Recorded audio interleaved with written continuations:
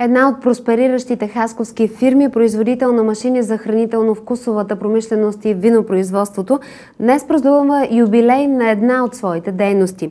Преди 5 години е създаден фирменият вестник «Фактор». Той излиза всеки месец, разпространява се безплатно и от скромно вестниче от 4 страници, днес е луксозен информационен портал от 12 страници.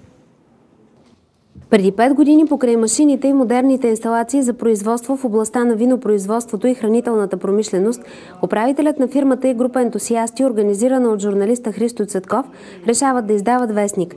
И този вестник се оказва фактор, не само фирмен, но и обществен, отчетоха на днешния си рожден ден създателите му.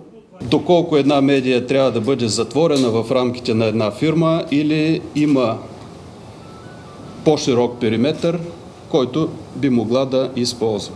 В момента вестник «Фактор» представлява луксозно хартиено издание с електронен вариант.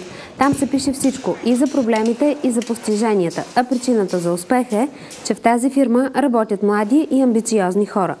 Колектива на фирмата е сравнително млада. Аз този ден казах да кажа хора, значи тук работят около 270 човека и са предимно млади хора и хора в така активна възраст, където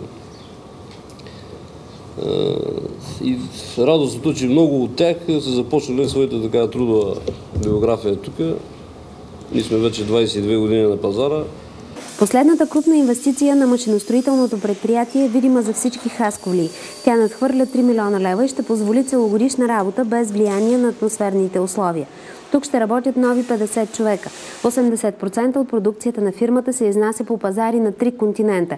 А това означава, че новините, които можем да прочетем от вестник «Фактор», пристигат от всички краища на България, от Европа, от Азия и от Африка.